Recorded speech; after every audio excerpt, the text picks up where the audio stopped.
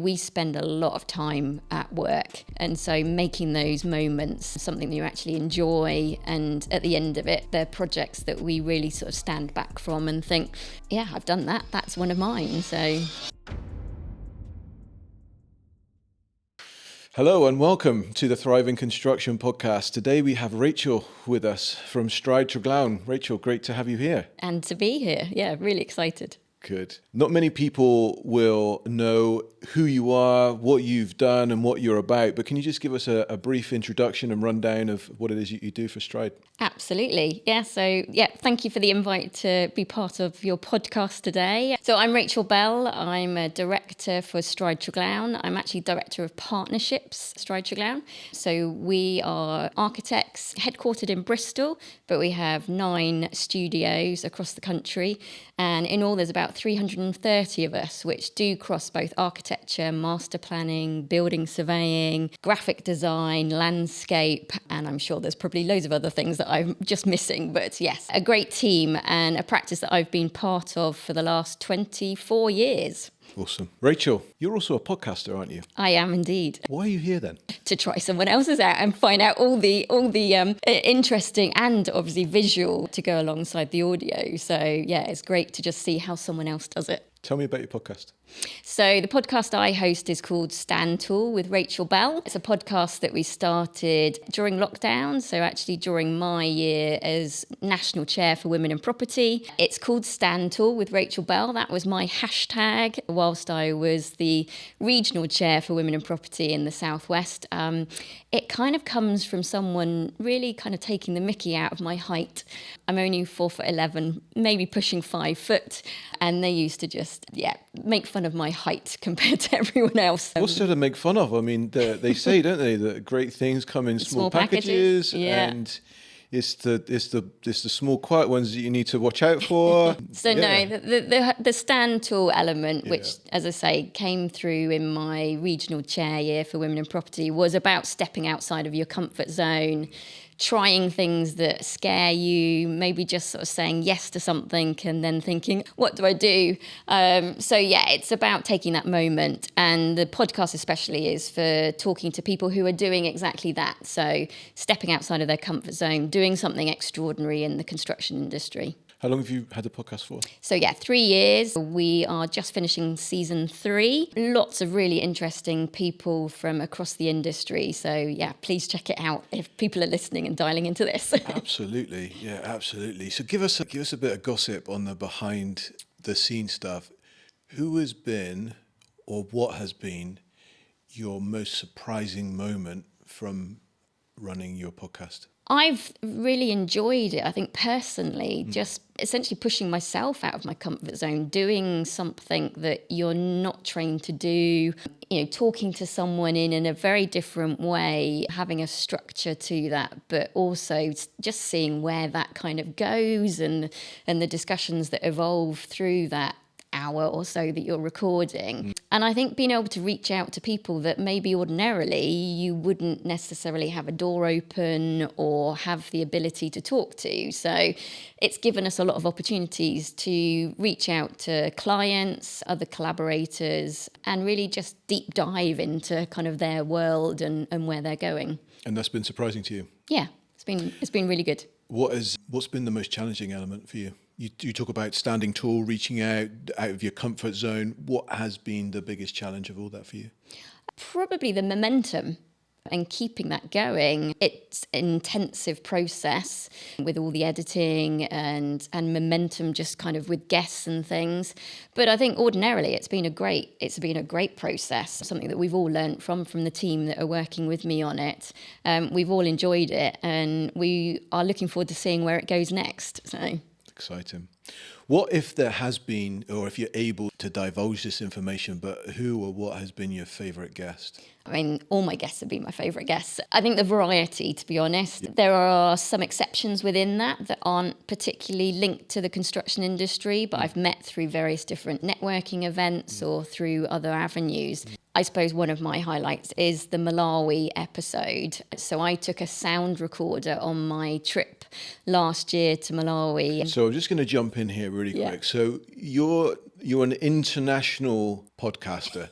not just a UK podcaster. Yeah. You've actually done the podcast in Malawi, Yeah. clearly outside of the UK borders. Absolutely. Okay, just wanted to emphasise that Yeah. part. Yeah. Just to- So we took a very small sound recorder and we captured sounds from around the school that we work with in Malawi, up on a mountain. So sat around the campfire listening to some of the porters talking about the myths and everything around the mountain, to actually just interviewing the businesswomen that we were working with, plus then various different interviews with the women that were there from the UK and America with me. So check out that episode because that is quite extraordinary. The others, I mean, certainly thinking of people that come to mind, Ben Channon, the mindful architect, talking about health and well-being in the industry. Alice Williams from Schneider Electrics, again, slightly kind of different, but as another female leader in the industry and just sort of seeing where she's going, how she's got to where she's got to then like Chris Brown, who was at Igloo when we recorded that, a fellow B Corp business, and just kind of seeing how he got the business to where it is and the direction that they're going in. So lots of variety. And another one that really stands out is Neil Pinder, who is quite an elaborate educator, but again, trying to kind of raise the awareness for a wider diversity in the construction industry and amazing initiatives that he is rolling out internationally. And so, yeah, there's lots of different ways of just kind of, I suppose, upskilling and seeing what else is happening in the world. I love that. Yes, I am really intrigued about Malawi. Yeah. Why Malawi, and what were you doing over there? Yeah, this was a stand-tall moment for sure. So I've mentioned women in property, and I was at a women in property event and saw Kate Webb speaking about the trip that she'd just come back with another female engineer, Katie Toms. So who is Kate Webb and what does Kate do? So Kate Webb is the business owner behind Orbis Africa. So they are the business that we travel with. They were set up to help raise awareness around the tourism industry in Malawi. So essentially these trips are supporting industry in Malawi. So it's about trade and not just handing out aid to a country which is probably the third poorest in the world. And so it was supporting tourism. So it was encouraging people to go and explore and travel around the country. People would have heard of Malawi, but what is actually there to go and see? And incredible environment. So it's called the warm heart of Africa. So everyone is extremely welcoming. If you're into geology, incredible landscapes to go and study. If you're into hiking, incredible mountains to go and hike. The cities themselves, really interesting, to then the remote villages that you can go and visit as well. So we go out as a group of, this is a women's trip, but there are various different trips that Orbis will organise, as well as family holidays and things to go and explore. We are out there to skill share with business women, to go and hike the mountain, Malangi Mountain, and then go and work with a secondary school called Rainbow Hope Secondary School. And we spend a day with the students, again, skill sharing. This is much about educating ourselves about their culture and their lifestyle and what they can do and achieve, as well as kind of sharing what we and our career paths and what we do.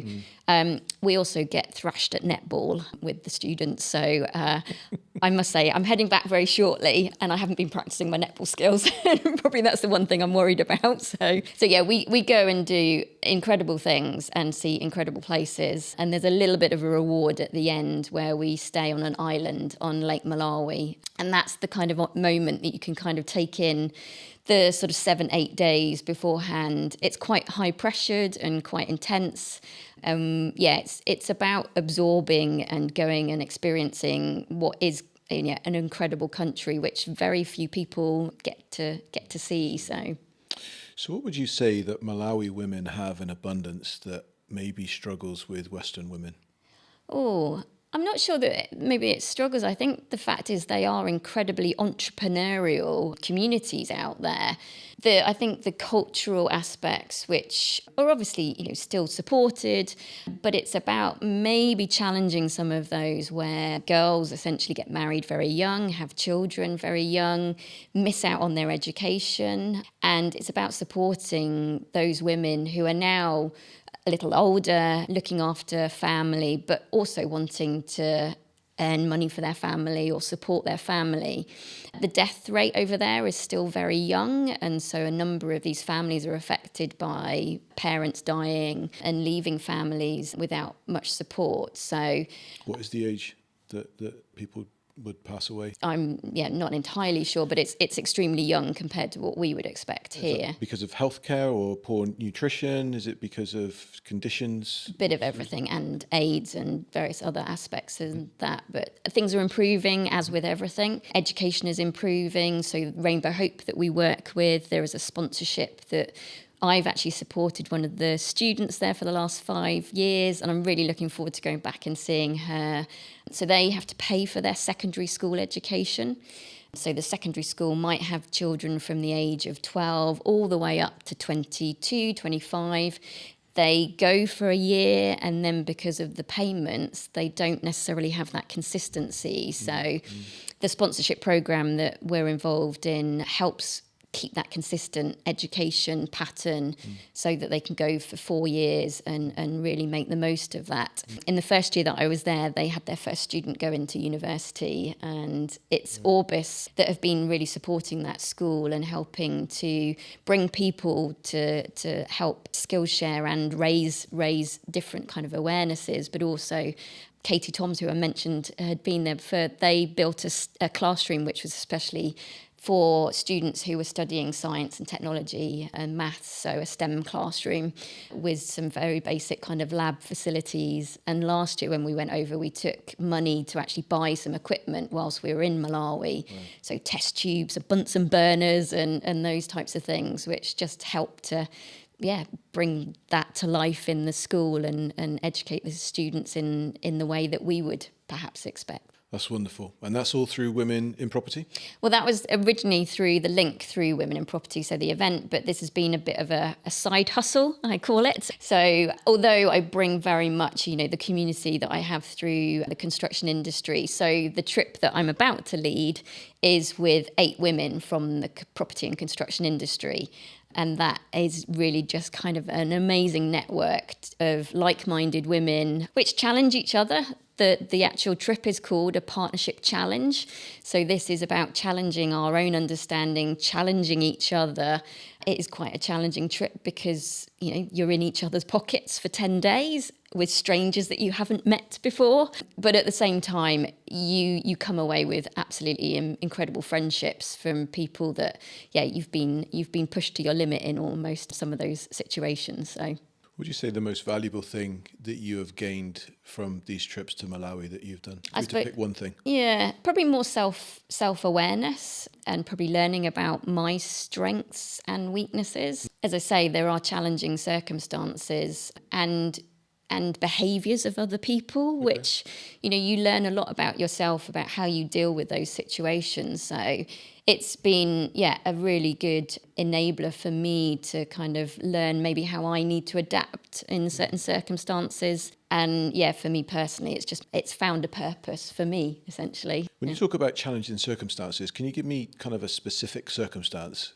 What does that actually look like? I mean, there's a number. I mean, certainly when people are sick in the group and just how you deal with still a group that are there for a very short amount of time, obviously want to make the most out of their time. But if someone's sick, how do you kind of cope with that? To hiking up a challenging mountain, and maybe within a very short time people will turn around to you and are saying, we haven't been briefed about this, or I wasn't expecting this. And you're thinking, we've got 8 hours of hiking ahead of us. Yeah, we've talked about this. And so, there's plans there where we have, a plan A, B, C, D, and E to know, right, okay, if that doesn't work, then we can go to this. But as a leader, you have to kind of remain level-headed, calm, take it all in your stride, and be there for everyone, essentially. People will either look to kind of having loads of detail or actually just kind of wing it, and you have to kind of gauge from the group how far you or how much information you share, when you're going through border checkpoints or when something doesn't quite go to plan and you're kind of thinking, yeah, none of this was part of the plan, but we're just going with it. And I think anyone who's traveled to Africa, there is a lot of that. You just have to live for the moment and see. We've had a flight change because, something's happened on the runway in the city that we were going to land in, and you just kind of think, yeah, they're digging up the runway, right? So we've got to fly somewhere else and then try and work out what we're going to do. So it's probably very insignificant things, but they can mount up. And if you deal with it in a particularly aggressive way or a loud way or something, then you just know within the group that can quite easily change the dynamics. So you have to try and keep it kind of even. That's good. And I think that being aware of yourself and how you're acting or reacting to that moment is really important, because it has the ability, as you say, to make an impact on the dynamic of that group. Absolutely, yeah. And that plays well for you in your role when you're in the office at Stride Treglown? Yeah, absolutely. I mean, that leadership role, as a director of the business, being able to kind of bring those skills and qualities into your day job, I think is a really good asset. I think personally, it gives you a lot of things to kind of be able to fall back on, learn from, come into kind of things like this, go into kind of an everyday meeting and being able to deal with situations. You can kind of just take so much from really, any life experience, but especially kind of ones that, do challenge you. So as a director of partnerships at Stride Treglown, if I'm 10 years old, what does that actually mean? What do you do? What do I do? Because in my 10-year-old brain, directors sit in an office and they've got a big table and they've got a lovely view outside and they're just busy. I don't know what they're busy doing. Yeah. But to go and see them, you need to knock on their door. And sometimes the person might have their feet up on the desk. But apart from that, my 10-year-old brain can't understand what a director does, let alone a director of partnerships. Yes, so I'm an architect by background, and I trained as an architect. But probably about 10, 12 years ago, I saw that there was an opportunity and sort of put my hand up and said, I'm willing to give this a go. And that was looking into more of the business development, the marketing side of the business.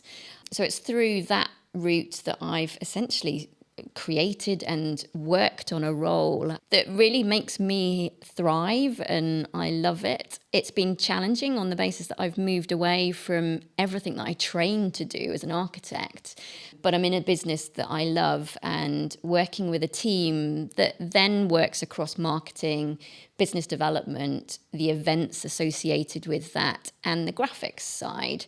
So essentially, my day-to-day is managing a team who look after marketing, events, bids and graphics. It's a team of 11 people, so I'm supporting each of their roles doing that. Some days it might be much more focused around a particular event and we're looking at, say, a guest list for the event. It might be that I'm out meeting different businesses and talking to them about opportunities or a project that's coming up or a framework about how work's coming into the business, connecting them into other people within Stride Treglown and saying, right, you need to speak to so-and-so, or did you know, we've bid that recently, we've got this experience, to then being able to say, look at the website and, okay, this case study on this project, it's just finishing, let's have a look at how we make the most of, wanting maybe to work in that area of that particular sector more. So I'd say the attraction for me is that every day is different. It's dealing with lots and lots of different people. For me, it's much more about the external contacts, and hence my title, Director of Partnerships, is about the businesses that we work with and how we want to work together and how we want to collaborate together. I know that's a buzzword that everyone tends to use, but it is very much about the people in the industry, and finding those people that you really get on with. We spend a lot of time at work. And so making those moments something that you actually enjoy, and at the end of it, that they're projects that we really sort of stand back from and think, yeah, I've done that. That's one of mine. So if I'm a young person and I get on well with people and I can manage the collision of someone that wants things in fine detail and someone else that really doesn't worry about the detail that much, is more focused on the experience. If I can manage those two areas and I really love to support and help people, then aspiring to have a similar job to you would fit well with me. Yeah, absolutely. I mean, I think the message from sort of my journey into that is, you know, of a very technically minded architect, loving kind of getting into door schedules and things. But yeah, fundamentally, it's about the people and being able to speak to people, get stuff done. So, you know, it's returning phone calls but prioritizing in very, very different ways from day to day. And yeah, looking at the details. So it is getting into, you know, the minute detail of, you know, if you're sat at an event, who's around the table, what are you trying to talk to them about, or what opportunities can you pick up from that?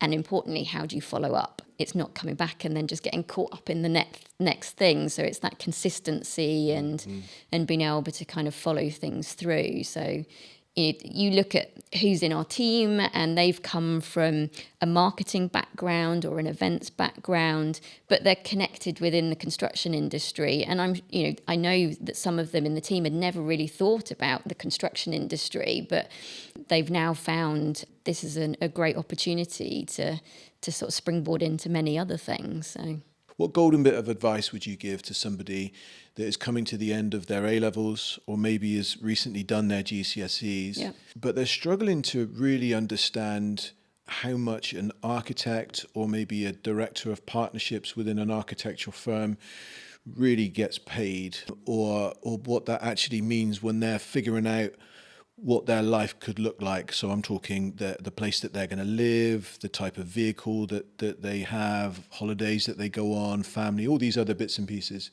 What can someone expect to aspire to from a wage bracket in that role? Well, I say a great perception. It's not a good perception, but the perception of many is that architecture is well paid and that it's a very lucrative job to get into. I think that is quite misleading. It's a big challenge in the industry, and I think even more so now with the living wage, cost of living, etc.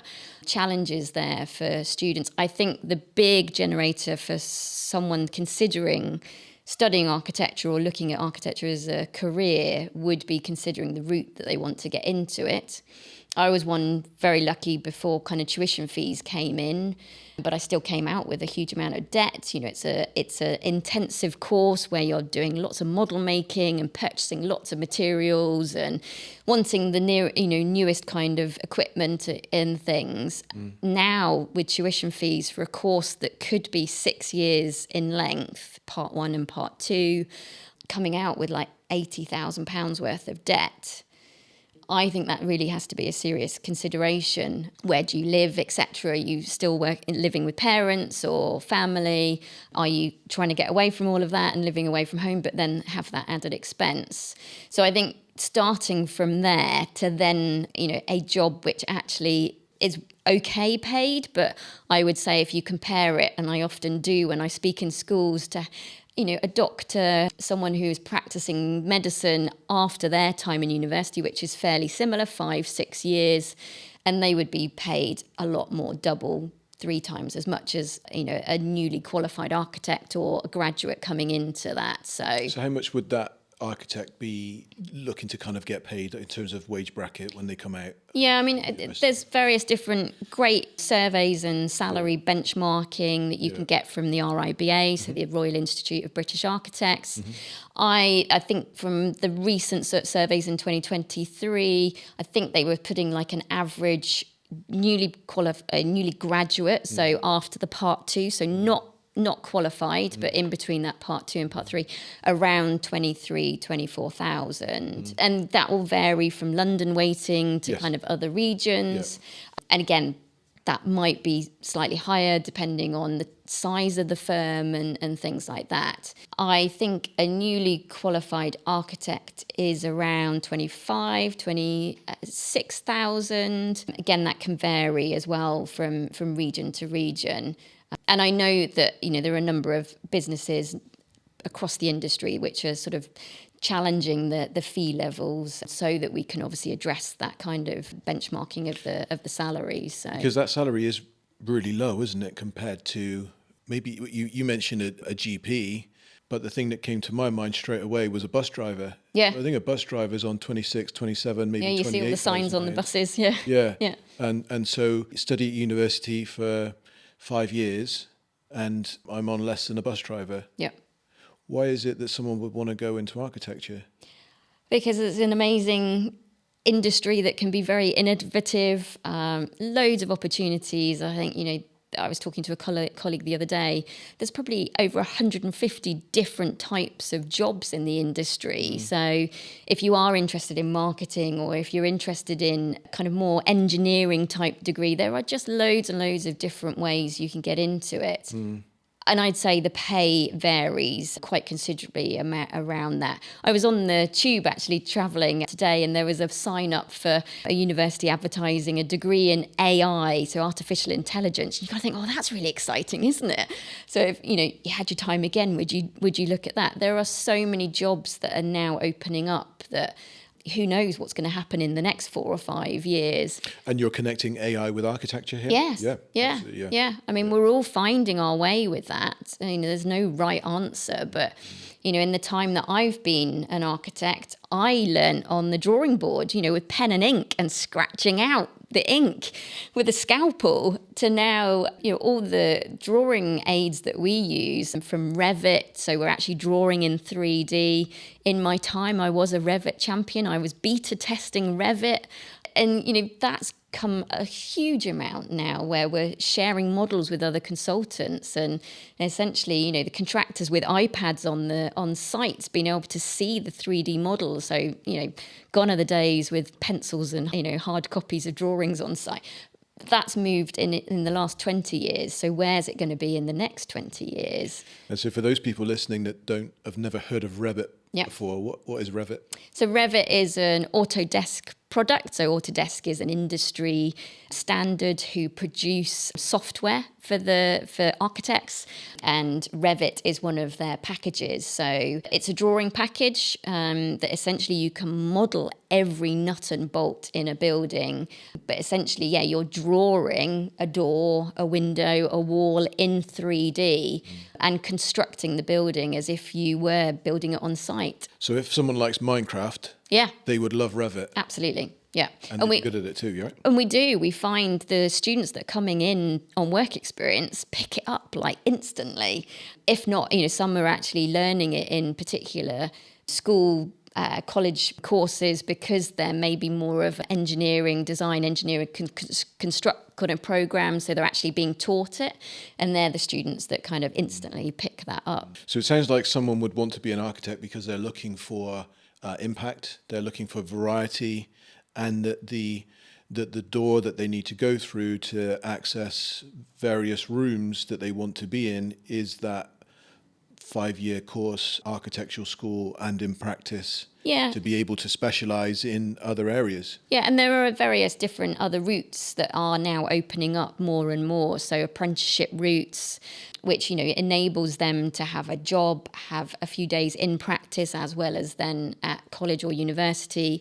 Someone's got that then. Does that mean that £80,000 debt is going to be reduced, if not gone, if they're doing an apprenticeship? Yes, and they will hopefully find a practice that will support them in helping support tuition fees and various other things. So I think that, for me, is a great opportunity for people and it kind of helps support a wider diverse workforce for those that maybe can't support that kind of debt.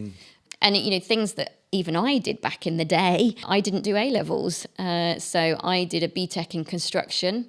I loved that. It was something that I was really interested in, just seeing the variety in that course, knowing that I kind of wanted to perhaps pursue architecture or do something in construction, but I didn't want the reliance on one exam at the end of it. I wanted that practical learning all the way through, and thrived on that. So it was kind of looking and challenging it. You know, people were feeding back at that point saying, you will not get into architecture if you do this BTEC.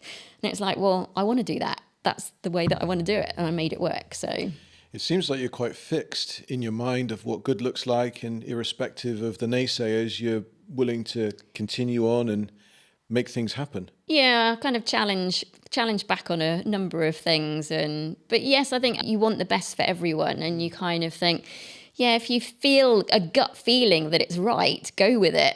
Where do you think that comes from you? It's a good question. I don't know. Stubbornness. Stubbornness? Maybe, but also having high standards and feeling that you've been brought up to kind of respect a right way of doing things, but expecting a good way and a high standard of delivering something that people are happy, satisfied, and would thrive in. So you're talking about being brought up with certain standards. What would you say that the values of your parents were, and how that shows up in you today? They were hardworking, and even now in their retirement, they're doing multiple different things and not ever sitting still. So I think that's it. Both my parents were working, so they were both college lecturers for a time.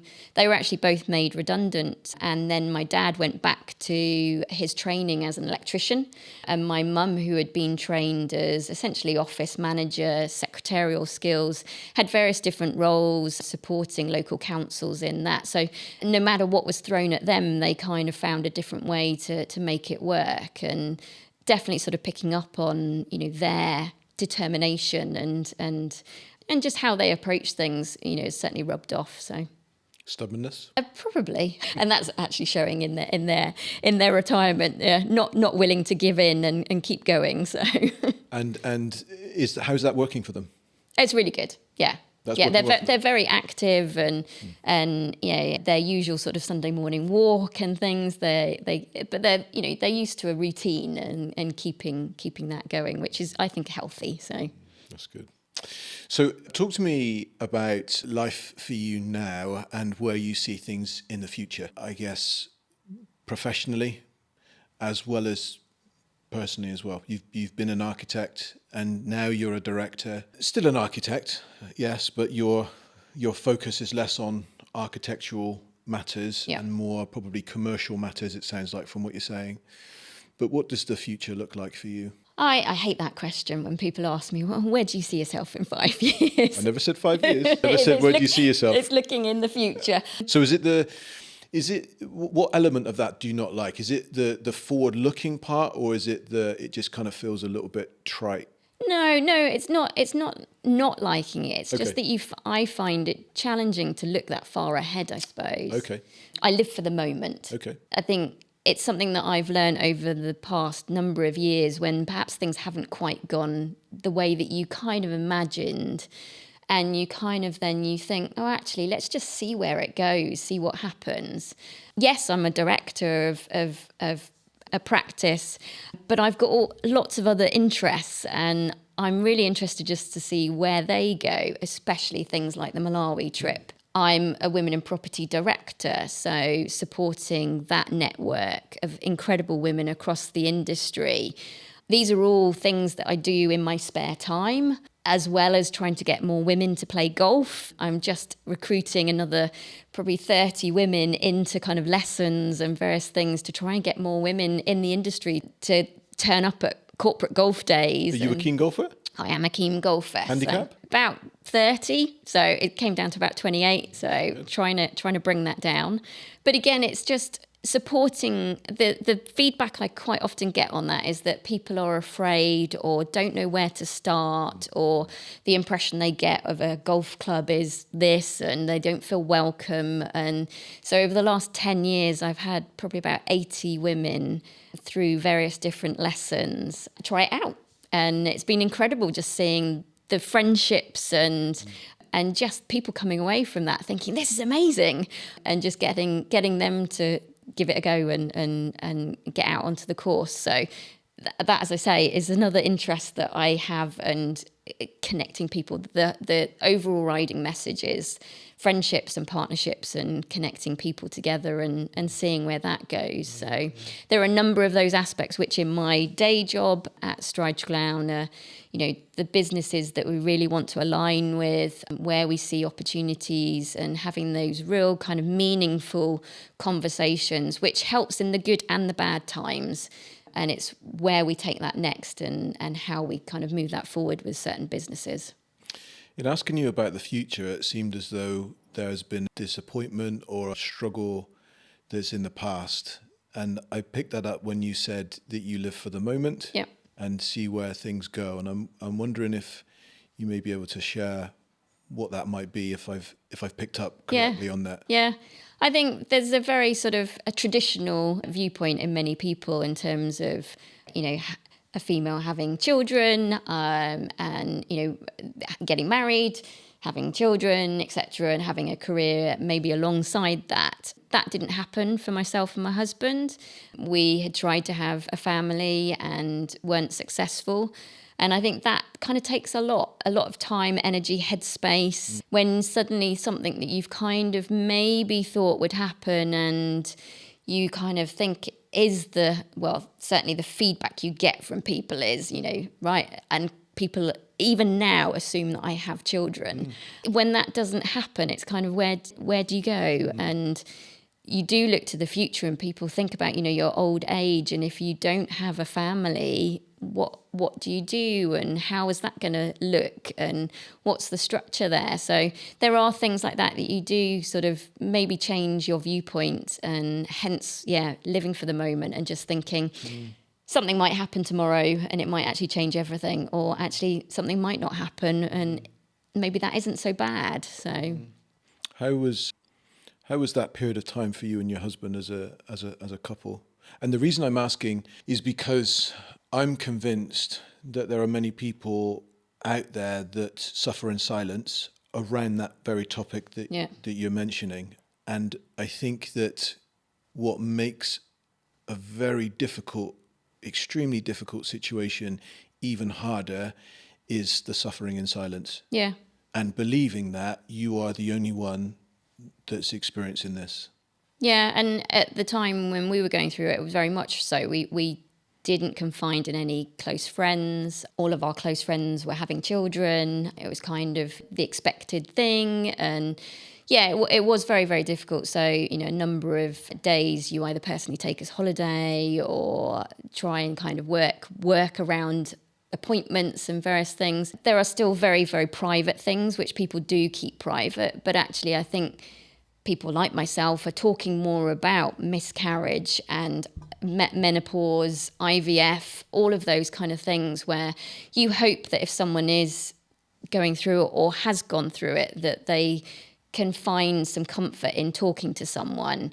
I had a friend who had been in a similar situation, and so I had some contacts that I was able to reach out to, but ordinarily, we didn't speak to many people, but now it is something that I am very kind of open with because I know how difficult it was, both with balancing the determination of trying to have a career, be the best that you can be, but knowing that, things weren't quite going to how you expected, or really, really having tough days, and trying to do it all. I mean, the comment that I quite often get now is, well, how do you fit all of this in? And a lot of that is because I don't have children, but actually at the same time, it's because I love what I do and I get a buzz from that. And I think that purpose of being me is about helping support many people. And that is whether it's in golf or in Malawi or actually in day-to-day life, of just being able to understand, how you can perhaps go through IVF and still, come into work and do that. So I've been very much supporting an IVF policy in work and raising kind of awareness around how you do support people who are going through that process. But there are days where it still hurts. It still is challenging, down to the, baby announcements in the office, that assumption that people think that you have a family. It's quite often the default question when you're networking.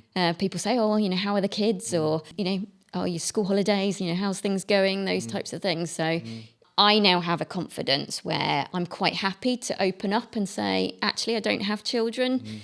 It's quite interesting the reaction you get from people then, because that's people expect, oh, yeah, you can talk about your kids.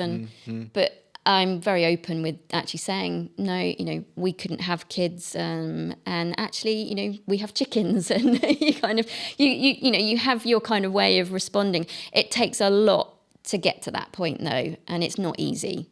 And I think being able to reach out to people to talk about that, and I hope that, people are willing to kind of come and either ask how I coped with that and also just experiences and how you find your kind of your purpose again when you know that life isn't quite going to be what you expected.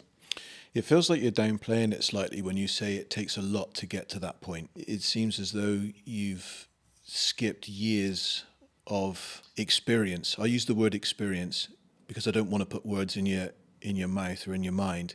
How would you describe that in a way that would help somebody at that earlier stage than where you are at the moment on that journey have hope for the future, have confidence in themselves, not just for the female in the partnership, but also for the male in the partnership? Because I think in and around fertility, often women can feel that it's their fault, their problem, but it's not that. And often men can feel that they can't ask questions or that they haven't got a place, and no one really is having a conversation with other men when they're going through that journey as well, to say, hey, can I sit down with you and share that? So what thoughts come to mind?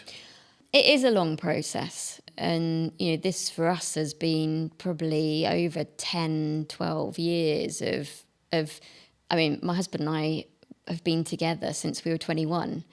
And so, we had a great partnership. We have a great partnership. And that has been the strength, to be honest, the strength together. But it challenged us really greatly. It challenged us because we had to really talk to each other, knowing that perhaps this wasn't going to work. What did that mean? And what does it mean to you as a couple, to, your life ahead? And so, the one learning and the recommendation I when I talk to people who are going through this is to make use and really use the counsellors that are offered. For me, it was the opportunity to really share how I was feeling, as well as, how my husband was feeling, to talk very openly about how we felt. We did a part of our newsletter out to friends to let them know what we had been through, because, as I say, we hadn't spoken to many people about that, but it felt that we had actually reached that decision on ourselves, that was as far as we were going to take what we were going through and to move on. And many people have different kind of, I suppose, commitments financially and just kind of timescales that they want to kind of work to. And I think that's very much an individual decision, but knowing when do you say enough? And certainly when you're going through, IVF, the cost implications of that can be huge. And so we knew when the time was right that was, we'd given it our all, and it was time to have a life beyond that, because you put everything on hold because you don't know what's going to happen. And I think that was part of it. It's realizing then that you still have a lot to give. You are still who you are. You're not a lesser person. And actually, you can do a lot more. So, by just having time, energy, evenings, great holidays, you can have as much, if not more, even though you haven't got the child or the kind of the family that you expected. So I think it's looking beyond that. And as I say, it's very different for very many people, but it takes time to kind of reach that point when you feel as though we've done everything we can. it's time to live for the moment and see what's next. So, what advice would you give to a manager or a director of somebody who is going through an extreme fertility challenge? I think you've got to be very mindful that some people won't want to talk about it, but I think you've just got to offer to be there and be as flexible as possible, depending on the medication, the appointments that people have to do. So, and just the emotion for men and women, the emotion that you go through, it's an absolute roller coaster.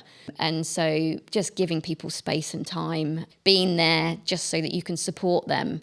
And yeah, they will come and talk to you and hopefully reach out as and when they need to. So it seems like you had a reinvention or a rediscovery, should I say, of who you are, what your marriage is, what impact you've got, how that fits around something greater than just your paid work. How did that feel when that happened? I think, yeah, it's finding other interests and finding, different ways to kind of spend your time, and hence all the things that I get involved in. And I mean, the amazing community that I've got through Women in Property has definitely kind of been a solid kind of fall back and also support when I've needed it. They are the friends and the people that you reach out to when you kind of think, oh, can I just run this past you? Can I check in? And, we do that for, both ways when people want to reach back out and check in, to me as well. Yeah, it was kind of an opportunity to just say, right, what now? So, yeah. Talk to me about Women in Property. What's the purpose of it? I mean, you could say, well, that's a really daft question because it's about women in property, but I'm sure it's more than that. Yeah, so it's for women in property and construction. It's an organisation which has been going since 1987. People think it's a very new thing around the whole diversity and inclusion drive. But yes, an industry network for women in the property and construction industry. So it's national. There are regions across the whole of the UK. It's a membership organisation. But they run events for both members and non-members. So those non-member events are open to both men and women. It's about encouraging as many male allies to come and get involved as well. It's an organisation which supports networking, learning and skills, as well as things like the Student Awards programme. So that's supporting second-year students who are studying anything in property and construction, as well as mentoring for the members and outreach to schools. So importantly, going to primary schools, secondary schools, colleges to talk about careers in property and construction. Good. I've been a member for 18 years, and I certainly wouldn't be sat here as a director of Stride Treglown without that network. So, why did you say that? Because it's provided such a platform, both for me professionally and personally.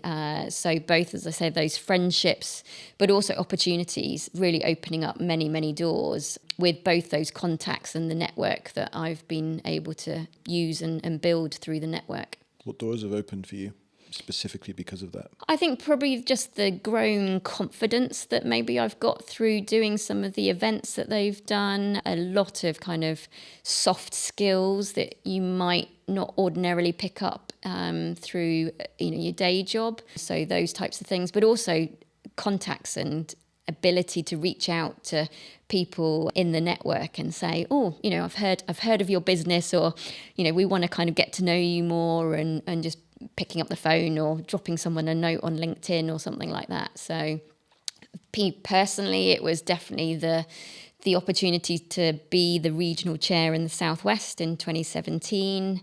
And that sprung into the national chair role in 2021 into 2022.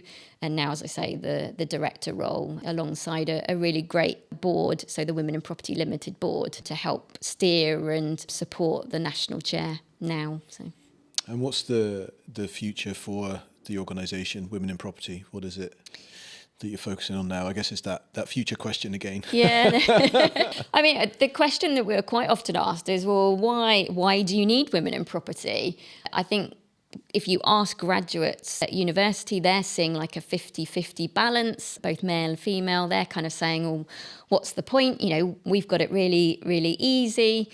it's that retention across the seniority in the industry, and ensuring that working practices are supported but also challenged, and the network is there to help raise and support people through the industry and through their careers. At the moment, we've got various different surveys out. There's one called the Building Balance Survey, which is honing into more about childcare and parents working in the industry and what support they're looking for or have. And also just addressing things at political level. So we engage with the all-party parliamentary group, which is looking at, the next type of initiatives or where the challenges are. So it's feeding into research and that. But at regional level, there's loads of amazing things that they're doing, from sort of net walks, getting outside, to seminars on passive house or kind of the next sustainability drive, carbon, etc. So yeah, there's loads and loads of things that the network support on. I love the thing that you speak about network there, because that really just helps resilience. Yeah. Helps to have people feel and believe that they can overcome or take on or improve because of the network and the people that are around them. So to me, I've been to a Women in Property event years ago, and the speaker that was there was inspirational. A great guy who spoke there, and that was through Sharon Ulrich.